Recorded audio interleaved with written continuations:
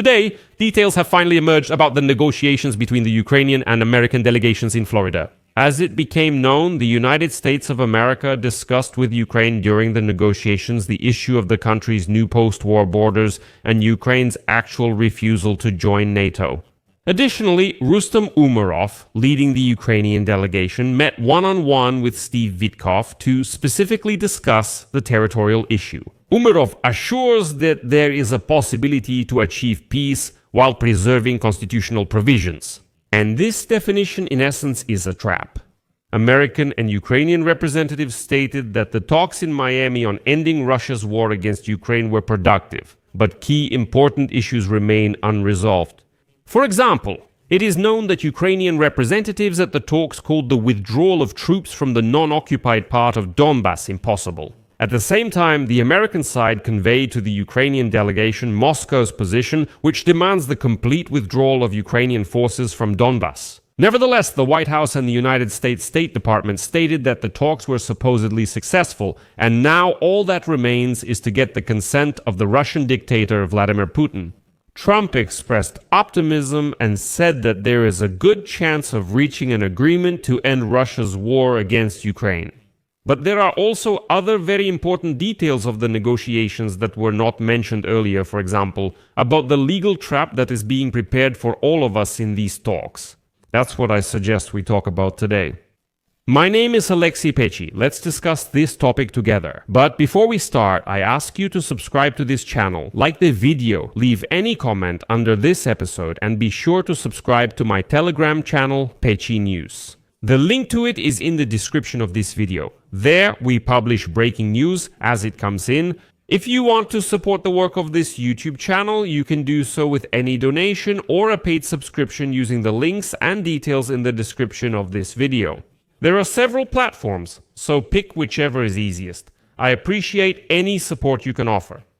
So right after the Miami negotiations, which lasted almost 5 hours, the guest, United States Secretary Marco Rubio, stated that despite a few remaining points of disagreement, the United States noted significant progress toward ending Russia's war against Ukraine.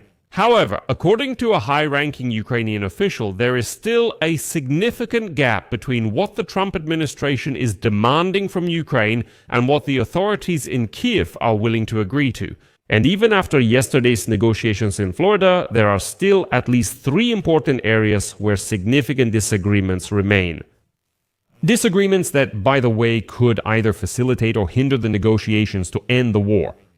Well, first of all, there's the sensitive question of whether Ukraine will give up key territories in the Donbas region in eastern Ukraine, including the so-called Fortress Belt. These are well-defended cities and towns that are considered vital for Ukraine's security, and they belong to the United States. They suggest that Ukraine surrender these territories to the occupier and create a demilitarized zone but under Russian control. Second, there's the controversial United States proposal to cap Ukraine's armed forces at 600,000 people.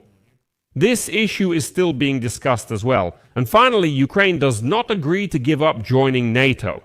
And you might wonder, what could possibly be discussed for 5 whole hours? And this is exactly where the real danger lies.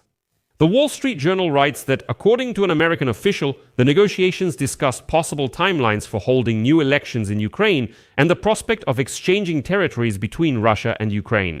Questions about the United States and Western security guarantees for Ukraine remain unresolved.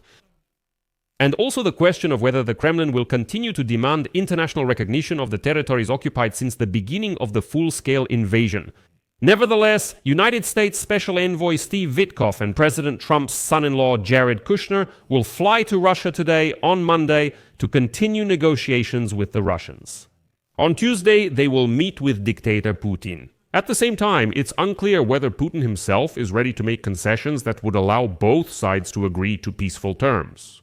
For example, last week Putin again demanded that Ukraine withdraw all its troops from Donetsk and Luhansk regions, including areas of the region that are not under Russian control.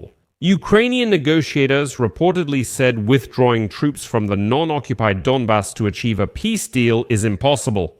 Such a step is not possible due to constitutional restrictions, public opinion in Ukraine, and the fact that this demand does not correspond to the real situation. In this regard, Kyiv's position remains unchanged. The discussion about territories should start exclusively from the current line of contact. In general, Ukraine is not going to simply give up its territories to the Russians.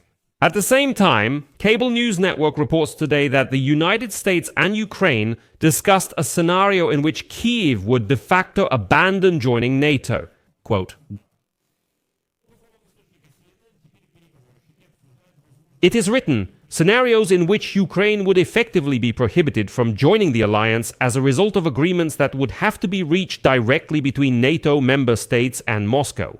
At the same time, Ukraine will not be forced to officially, that is de jure, abandon this aspiration. And this is the most dangerous legal trap which will put Ukraine in a very difficult international position in the future." The Ukrainian delegation reminded that the course toward NATO membership is enshrined in Ukraine's constitution, and changing it for the sake of a peace agreement would set a very bad precedent. But if the United States of America reaches agreements with Russia on a bilateral basis, or if Russia wants to receive some guarantees from NATO on a multilateral basis, then Ukraine will not be involved in the decision-making process about Ukraine's accession or non-accession to NATO. But the aspiration for NATO will remain enshrined in Ukraine's constitution, even though from that moment on it will mean nothing.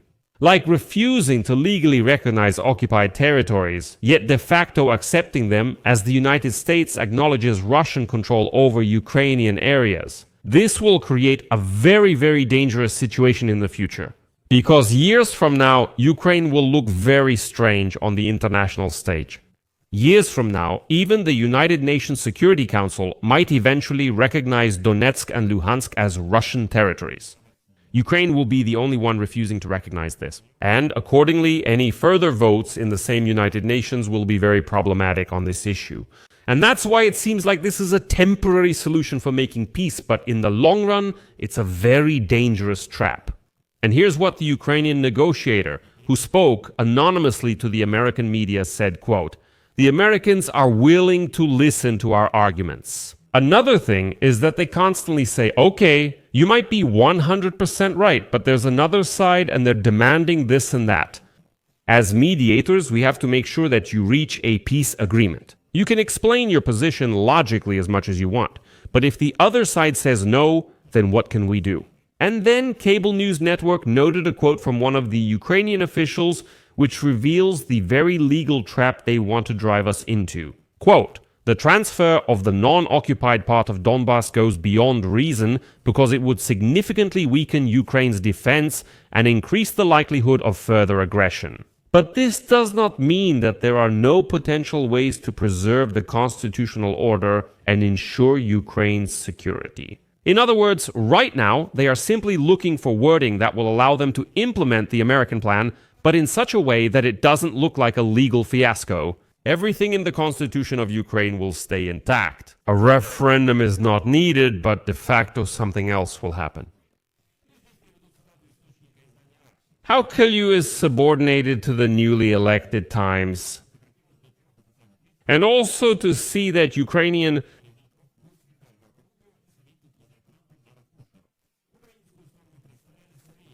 territories are being filled. They will begin. Exactly so. According to these concepts regarding negotiations with the teams, Umerov held another meeting with Steve Witkoff, this time one-on-one.